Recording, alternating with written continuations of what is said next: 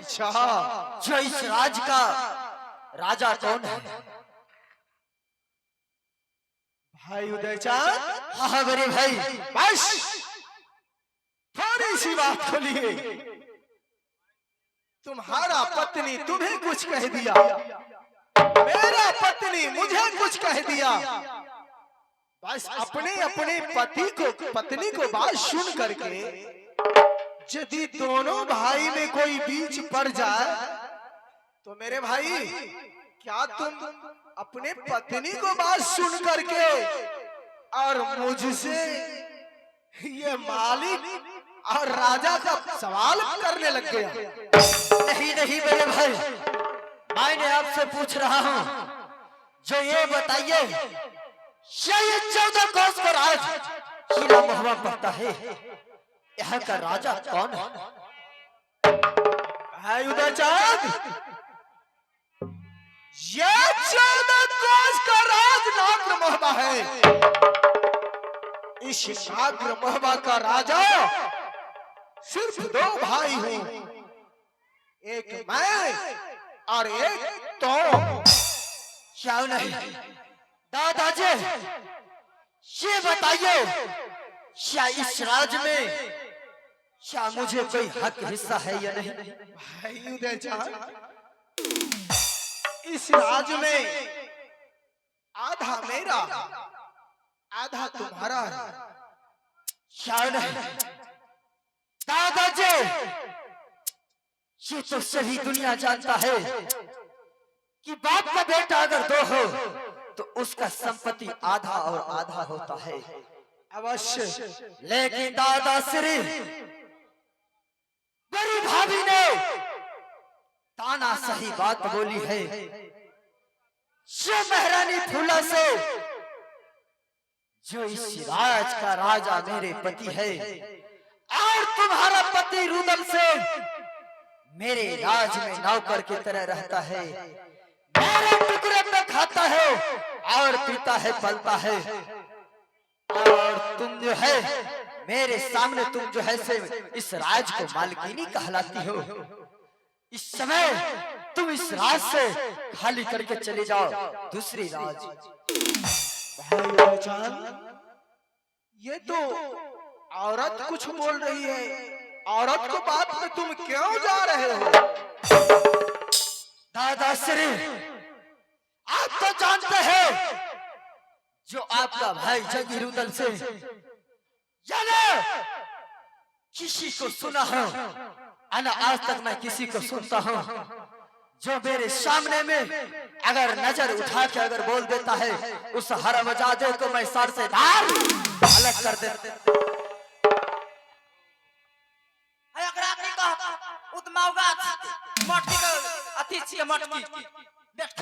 अगे तोरे साय मौगा छो, हमर साय कथि ले मौगा रहते छी? मौगिया बा पर नै धुरबर हमरा जानै छी। अगे अब हमें सुना, चलो साइड हो जाओ। कथि ले कहि न बहुत न सारू हमें कथि ले? चलो साइड हो जाओ। बड़े भाई साहब, भाई उदयचांद, क्या अब तो अपने सामने में अपने आंखों से देखिए, लेकिन मैं तो थोड़ा थोड़ा गलती फूला रानी को ही देख रहा हूँ, क्योंकि मेरे सामने में तुम्हारे कोई इज्जत नहीं और मुझे मौका कह दी है। मेरे भाई साहब, आगे धमकी ना देगे धमचिया, हमरो साय के छै मछिया। आसमया बे कहि का बदलई बहुगे, बदलई बहुगे, बदलई बहुगे। तोरा यानी पे बेटा जनम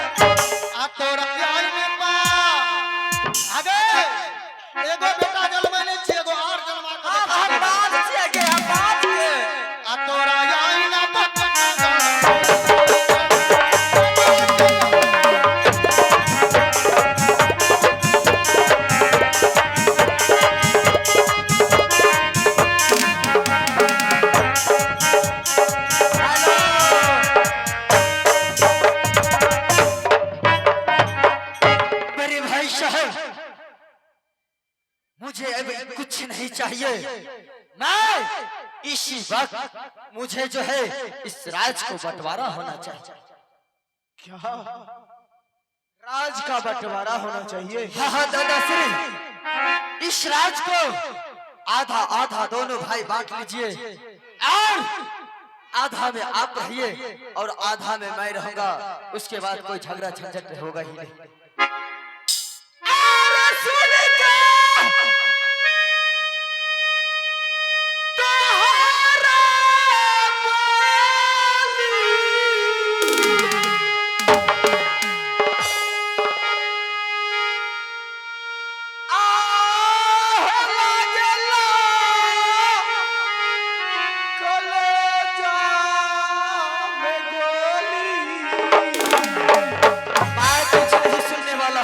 इस राज को इस समय आधा आधा होना चाहिए।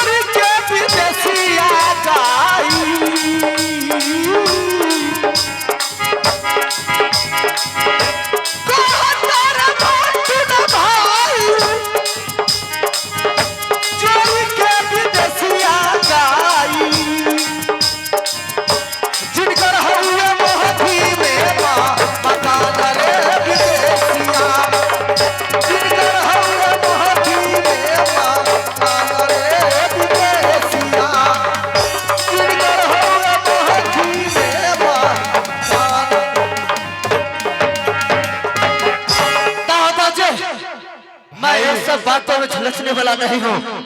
मुझे इसी बात इस राज को बंटवारा होना चाहिए। यदि तुम नहीं मानते हो, अपने पत्नी को बात पे आ गए हो। एने सुनो, जब ईद करे है राज बांटे ले तो तोरा कथी हो रहल है? चुपचाप से बांटा, वैसे हमरा कोई मतलब नहीं है सन देवर से सन गोतनी से। अरे पगली, तुम नहीं समझ रही हो। सब लड़का दू लड़का के माय भाग लिए, हमरा बुझल नहीं अबे है कि ठीक है, तुम समझ। ओकरा से कोई लेना देना नहीं, ओकरा से कोई हमरा मतलब नहीं। अच्छा, अभी राज पे आ गई हो। हगाए तू तो जगह सुनाई लेना देना तोरा से लेना देना करल जा सब अगे पारा खाले सीखर खाले पोटिया सीखर खाए। एने सुन अगे, हे आयल ही है ना तो बाप रे बाप साई वाली बने चाहिए। आ पूछना साई के जया तू नहीं रही ना तो हाइट का देरियो तो खाई रहो, बुझला? हगाए तोरा साग अभी नहीं है पे दरियो खाए के देख खो मोटा मोटा कामा के दरियो ध्यान दे रे पूछना साई के आई बे पोटिया तू बात ना लगा कम कर चले बड़ कम कर चले। हमें कुछ नहीं जाने चुपचाप से राज बंटवारा करो अपन घर। भाभी सुन, जवान संभाल के बात करो। कथी के जवान संभाल के बोलियो? कथी के नहीं, तू हमारा जब में हमें तोहर भाग सीधा सीधा तू अपन घर हम अपन घर। क्या तुम ऐसे मानने वाली नहीं? रानी सोना, एते पर से बांट दो अब मोहन झाप एकरा से मुआर ना झाप। हाँ, हम इतने दूर से बात बा एने से हम सवाल घेर लेबे, तोरा सकने देबो जो दुनू पराली के देखैला। ये बात नहीं। मैं रानी सोना, पहले माइक पकड़ो, माइक पकड़ो। कथी कह कथी? सुनो, ये इतना दूर से तुम लोग जो बांट रही हो, हाँ, ये बंटवारा नहीं होगा। बंटवारा नहीं होता है। कथी ले? इसलिए जो अभी तक हमें ये नहीं पता है ये राज मोहब्बा किसके नाम से है, मेरा नाम से है या उदय चंद्र को नाम से है। ककरो नाम से रात के दोनों भाइयों के नाम से न हमने उस समय जब छे बंटवारा होय के आए सुन महारानी, कहीं यदि मेरे नाम पे नहीं होगा, आज यदि बंटवारा कर लेता हूं, अगर मेरा नाम नहीं होगा कागज पे तो कल उदय चंद हम दोनों को भगा सकता है यहाँ से। कोई दिक्कत नहीं है। अगर हमार नाम से नहीं होते ना दुनू प्राणी के, अच्छा, तो दुनू प्राणी आ बेटी कंचन के बेटा इंदल के लोग निकल देवे, लेकिन उनकर आप फुटली नजर दे हमर सुहाए उ शौकीन भैया खौकी सैया डाही हमरा फुटली नजर ले सुहाए। चुप हो जा। हम नहीं कथी चुप होइए, आंख न देखे इन्ना केना के तक इन्ना तो तक। सुनो महारानी, यदि इस राज से हम लोग निकल जाएंगे तो लोग क्या कहेंगे? कथी कहते? कुछ नहीं कहते, सब कुछ सही लेबे, लेकिन शौकीन के हम डा नहीं सहबे। सब कुछ सही लेबे लेकिन एकरा नहीं सहबे। पोटिया बैंक चुले ना ना से है बाप रे, तू तो कुछ नहीं करे छिगे।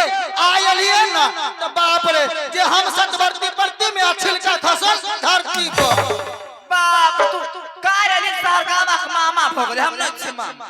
तोरे से मौगी के कहे होते की महाराज, तोरे से मौगी के कहे होते की बैठल छी ओसरा पर आ मन है दूसरा पर। तोरे नहीं तो 12 रुपया छे, तोरे नहीं सही पुछले से देउरा पुछले एक हम दोनों काम निकल जाए। आ हम जाती साइड रह। दादाजी हाँ भाई उदय चंद, देखिए, अब ऐसी बात बनने वाला नहीं है। जब तक इस राज को बंटवारा नहीं कीजिएगा तब तक जो है से ये झगड़ा शांत नहीं होगा। तो सुनो भाई उदय चंद, मैं इस राज को बांटने वाला कौन होता? क्या ये बताइए, क्या इस राज को बांटने वाला आप कौन होता है? मैं क्यों बांटूं? क्या? क्योंकि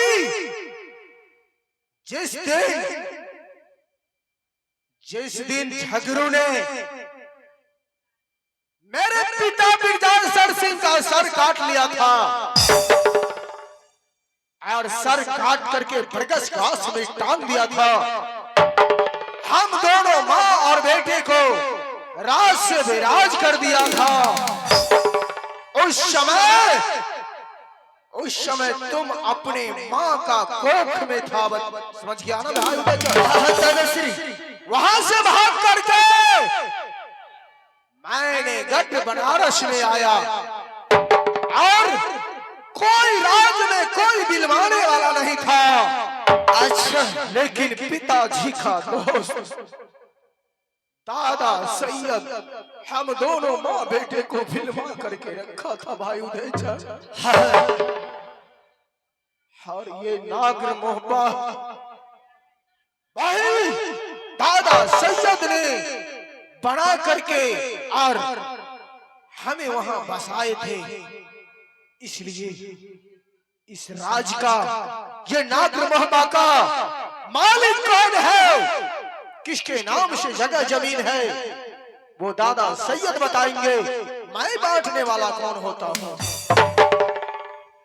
मेरे भाई साहब, जब मेरा जन्म हुआ था किला बनारस में, जब जिस दिन मुझे जन्म हुआ था उस दिन सावा हाथ धरती नीचे धस गया था। जब मेरा छठी हुआ था उस दिन 6 हाथ जमीन फट के धस गया था। दादाजी, जब 6 महीना का हुआ तो बचपन से ही तेगा दादा सैयद ने चलाना सिखाया था और मैंने तेगा के सहारे से और मैंने सीतावलो किला लूट मार काट करके मैंने मोहबा किला को बनाया। दादाजी, क्या आप बोल रहे हैं जो मोहबा बांटेगा दादा सैयद? हाँ, क्यों नहीं? जब भी महाराज मेरे नाम से होगा तो ये मोहब्बा राज छोड़ करके तुम्हें निकल जाना पड़ेगा।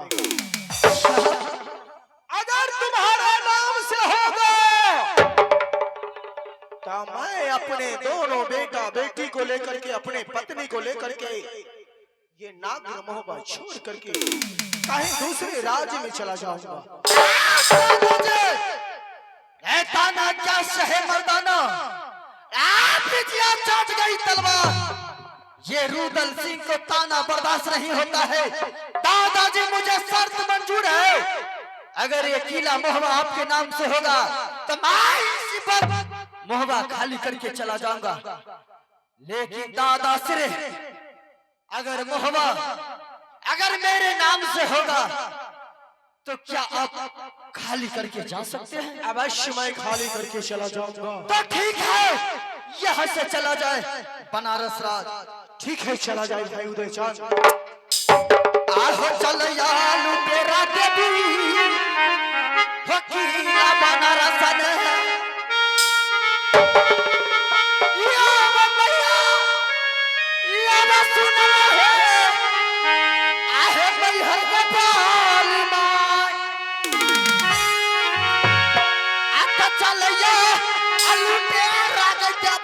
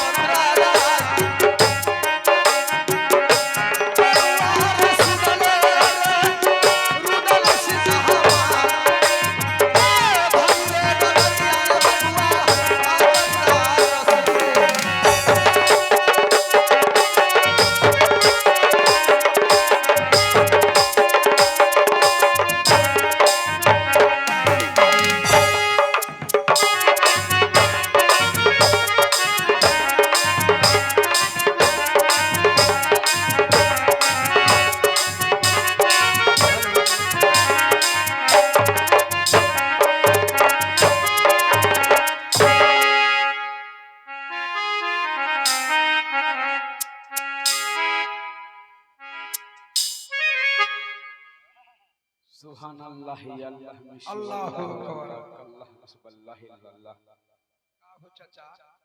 किधर गेले रे? का भेला हो चचा?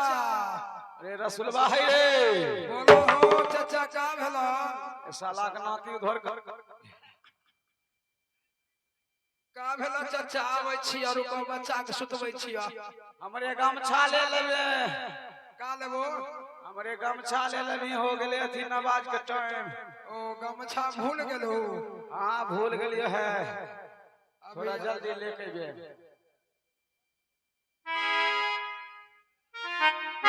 आहो चाचा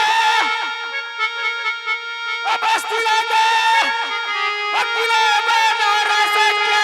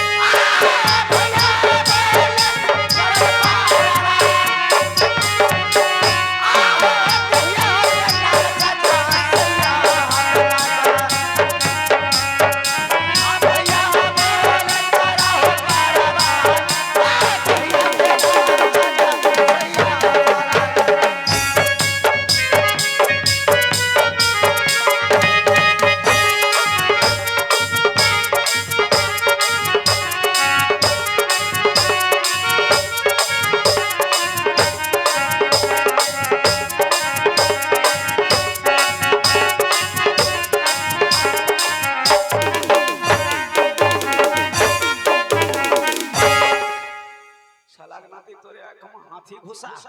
बोलो चाचा का भेला? का भेला बोलो ना। साला जो खाने पिए रही ओहो टकरा के साला के निकाल दियो। दूर में तू सामने सामने पर टकरे भो नहीं हो। अब तू जान डाली है जुम्मा का टाइम है, तो बोलो ना का करबो? चाचा जी नमाज पढ़िए। तो पढ़ी ना पढ़ो चाचा, हम ही पढ़बो। हमू तोरे पढ़ो आब हो, साथ साथ सिखाई देबो तो। हां तो जैसे एगो चादर बिछाड़ रे, उनारे असूद है, असूद है ए साला के नाते असूद है। कौन लिए? आसूस नहीं है हो, कोई लड़की वाला है। ए साला तोबा तोबा तोबा। अल्लाह गमछा चाचा ला में थोड़ा